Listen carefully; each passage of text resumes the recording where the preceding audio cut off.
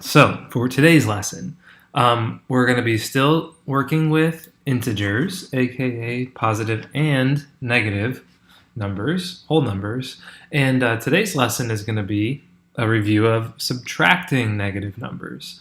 And before we go into subtracting, I am very quickly going to recap the three different scenarios that we talked about for adding. The first one takes 2 seconds. Scenario 1 is when all positives. We don't even need to touch that one. That's like 3 plus 2. Positive plus a positive is just a bigger positive. All right. The second thing was if you had all negatives. So if you're adding, let's say, two different numbers, we'll say -4 plus -7.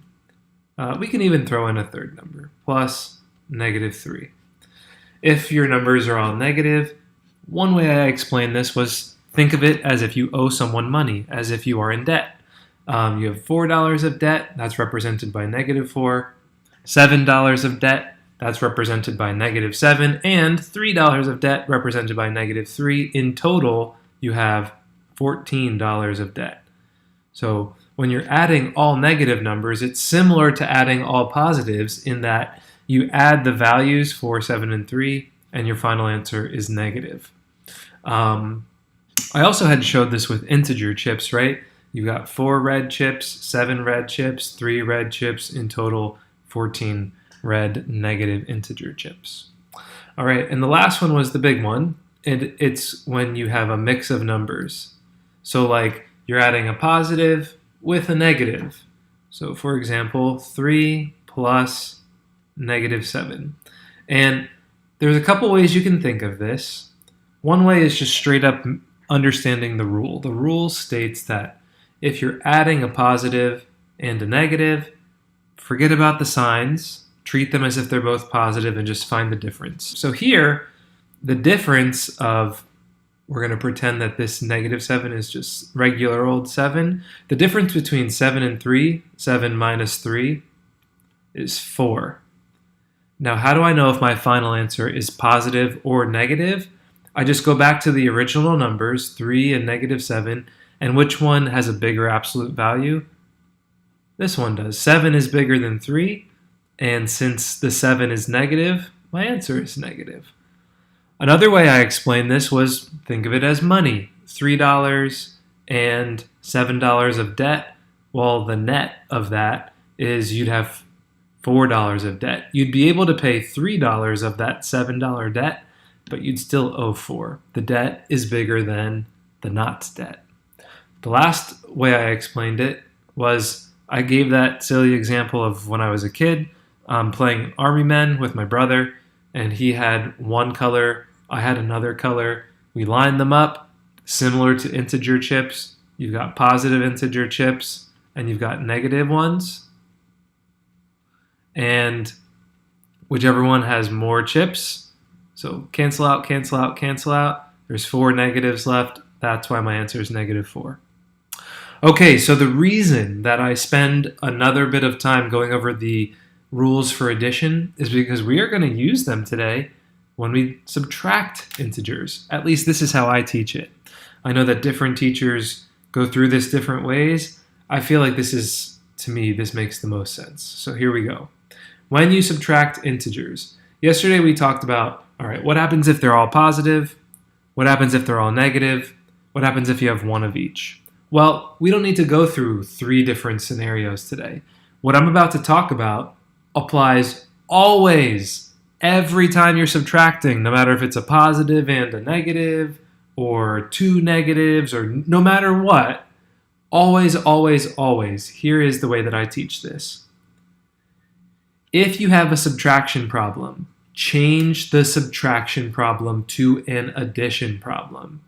And then once you have an addition problem, just follow the addition rules that we just learned. But the big part of this is, how do you change a subtraction problem to an addition problem? Well, it's very simple. Very, very simple. You just need to remember 3 important words. The 3 words are add the opposite. All right, say it with me. Add the opposite. This is how you can change a subtraction problem into an addition problem. And I will explain what this means through an example. So the first example we'll hit is 10 minus 7. Now, you're probably sitting there saying, I know what 10 minus 7 is. It's 3. I just want to prove to you that add the opposite works for every single subtraction problem. So let's do exactly what this says.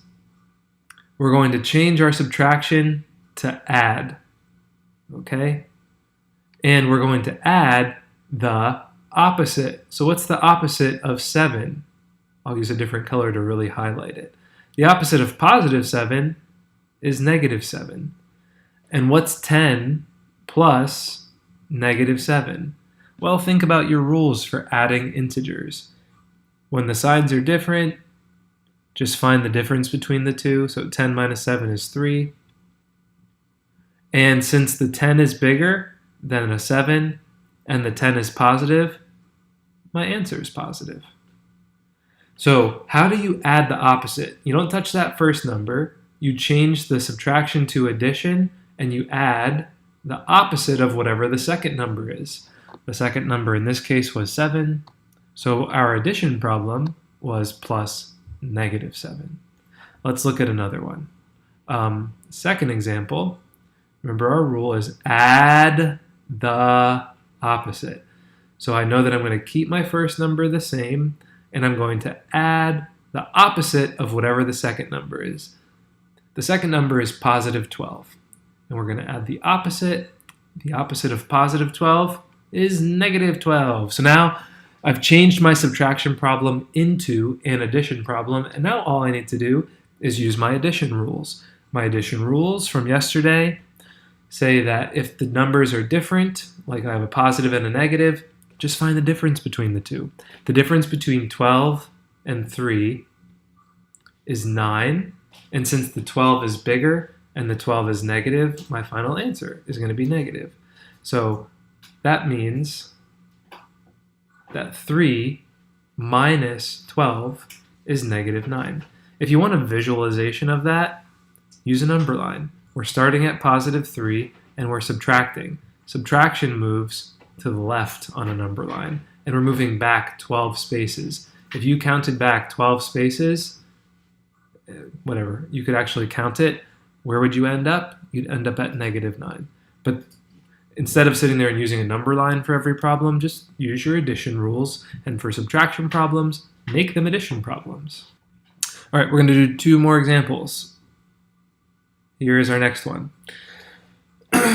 Negative 8 minus negative 13. Oh, I have a subtraction problem. See, subtract. So I'm going to not do any subtraction. I'm going to change it to addition and then just use my addition rules.